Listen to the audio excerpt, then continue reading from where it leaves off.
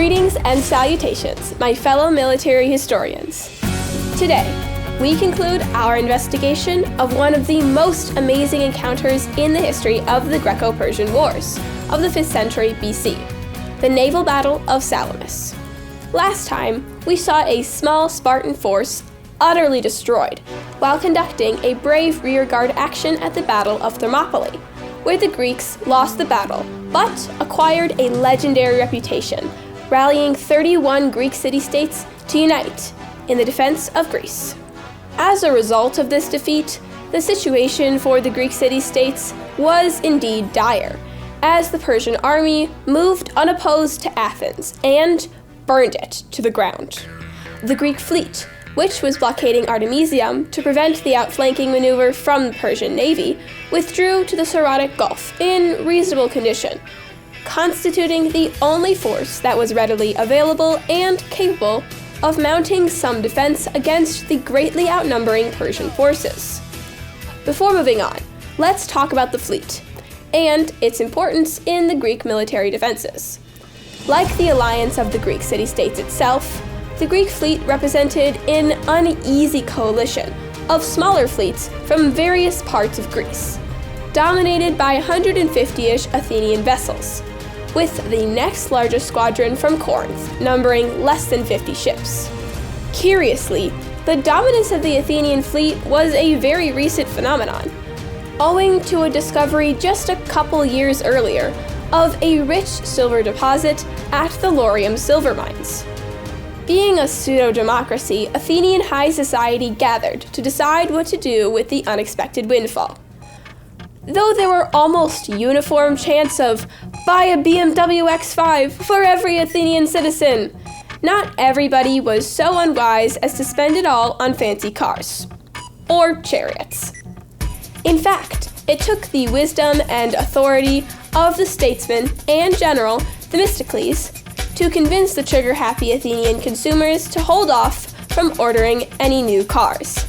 Instead, Themistocles proposed to spend these funds to build 200 ships, or triremes, as they were called. His foresight was remarkable indeed, and might have been the single greatest factor that contributed to the Greeks' eventual victory. So, what is a trireme? It was a slick and rather versatile vessel, powered by sails as well as by rowers. Typically, sails were only used in a non-combat situation, while the three banks of rowers, thus the name triremes, became the main power source during an actual engagement with the enemy fleet. And this setup was quite powerful, with 160 to 180 oarsmen able to propel the triremes to reach speeds close to 12 miles an hour. And speed was very important, as the ship's primary weapon, a bronze-sheathed ram that was intended to be smashed into the hull of an enemy ship, was particularly effective and devastating at faster speeds. In addition to ramming the enemy crafts, the Greeks were prepared to board them as well, with a dozen or so hoplites, armed with the traditional spear and shield combo, supported by several archers. And we can't forget the famous eye, painted on the bow to avoid misfortune. We also know that Greek ships were sturdier than those of the Persians, while the latter were also able to accommodate greater numbers of soldiers on board. Even with this unexpected boost to the Athenian naval forces, the fleet was still vastly outnumbered and far from united. And while Themistocles was the de facto commander of this combined fleet, the idea of an Athenian commander leading the force didn't sit well with several other city-states. To be politically correct, Themistocles offered to share his command with a Spartan leader, Eurybiades, just to keep all parties involved happy. Though it was clear that the Athenians would have to carry the bulk of the naval campaign on their shoulders. While the Greek fleet retreated to the Saronic Gulf, the Persian ships had also moved south, along the coast of Magnesia, where a severe storm destroyed or damaged hundreds of ships, reducing the numerical gap between the two fleets. The Persians also sent another 200 triremes around the island of Euboea to cut off the Greek retreat. If the Persian fleet could ferry troops towards the Isthmus of Corinth, all the Allied efforts on land would be in vain. On the other hand, if the Greek fleet could defeat, or at least neutralize, the Persian armada, this landing on the isthmus would become impossible, and Greece would be saved. So, Xerxes really needed to destroy the pesky Greek fleet. At that moment, enter the most colorful figure of this engagement, the Queen of Halicarnassus, a Greek city-state in Anatolia, modern-day Turkey, that allied itself with the Persians. In addition to being a queen, she had a part-time job as a commander of the largest naval squadron for Xerxes.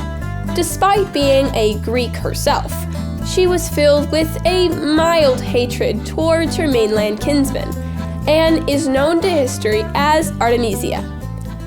While not having any naval status, she called the shots in this campaign at Salamis. Despite her aggressive media-made image, she was a very cautious commander, advising Xerxes to simply keep the Greeks away, knowing that they would never dare to confront the Persian fleet in open water.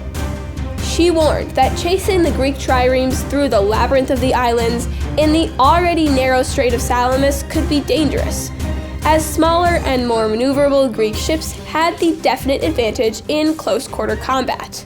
Themistocles knew this as well, and intended to take full advantage of it. Xerxes and his chief advisor Mardonius, however, were itching for a decisive fight, and were bent on destroying the Greek fleet once and for all.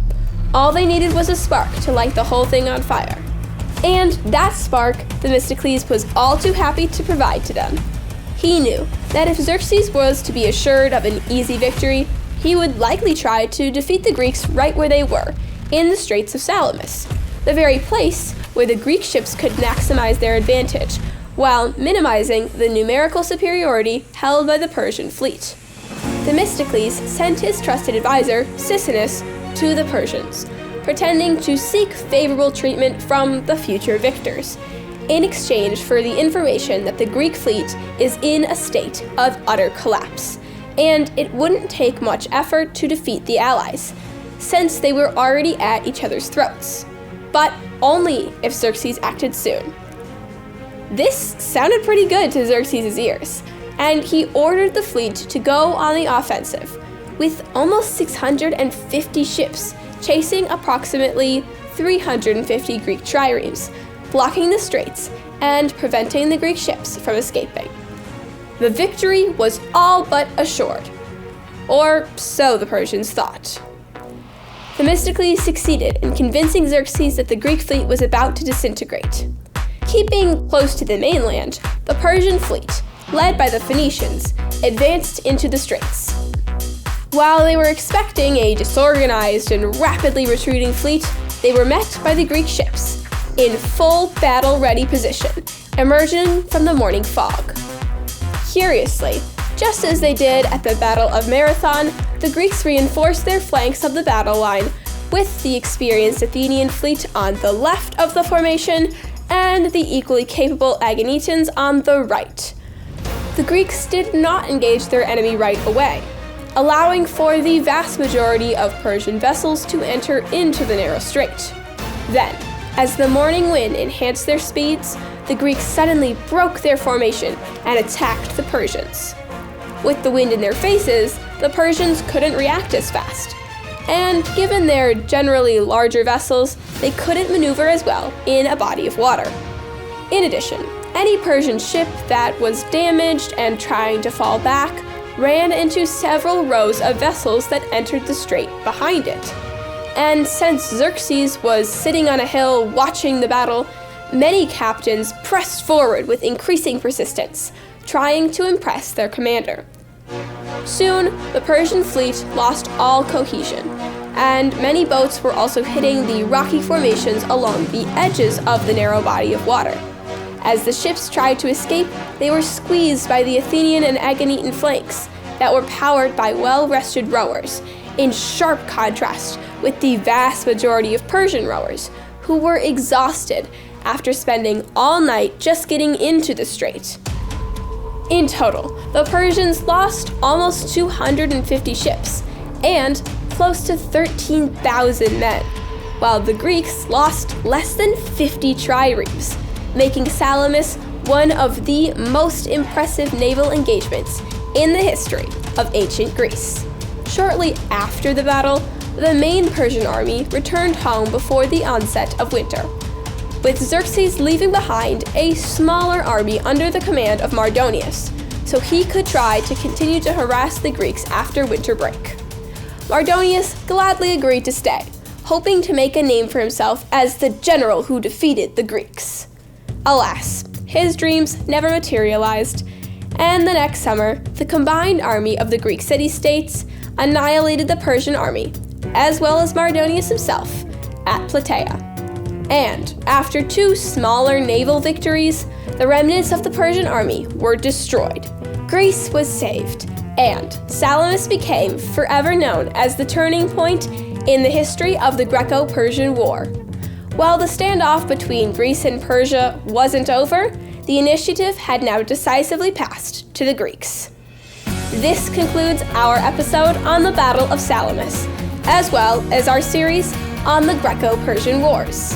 I can't thank you enough for joining me today, and I hope that you'll subscribe, like, and comment. Don't forget to join us for our next episode on my channel. Are you ready? The most intriguing military battle.